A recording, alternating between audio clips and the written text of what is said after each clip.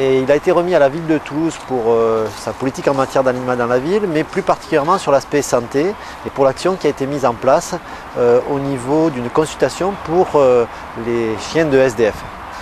Cette consultation a été mise en place à quelques pas d'ici, puisque c'est à l'espace du Grand Ramier, l'espace social du Grand Ramier, où une consultation est organisée pour que les SDF puissent venir avec leur animal, à la fois pour le vacciner, et ça c'est une garantie à la fois pour eux, pour les animaux et puis pour tous les habitants, mais qui puissent être aussi identifiés, ce qui permet d'avoir une bonne traçabilité de ces animaux-là, et qu'ils puissent être soignés de manière beaucoup plus générale. Le fait de créer des lieux dans la ville pour que les questions de propreté soient mieux gérées, mais aussi pour que les propriétaires d'animaux puissent mieux gérer leurs chiens.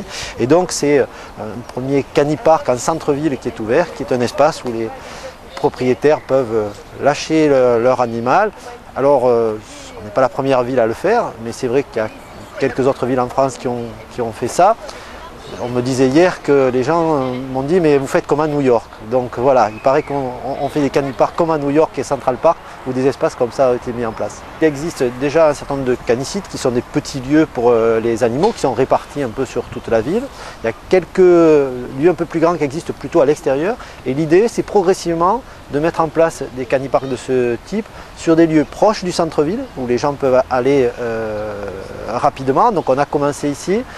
Il y a un canipark qui est en train d'être terminé à Compen-Scafarelli, de l'autre côté. Et puis il y a des réflexions à d'autres endroits, sachant qu'il faut à la fois réserver un espace pour chacun et parfois trouver les autorisations nécessaires. Donc par exemple vers la Dorade, on réfléchit à un lieu. L'idée étant toujours d'être sur des endroits où les gens vont facilement, près des centres-villes, et où ils vont pouvoir trouver un espace pour faire que leurs chiens puissent se détendre.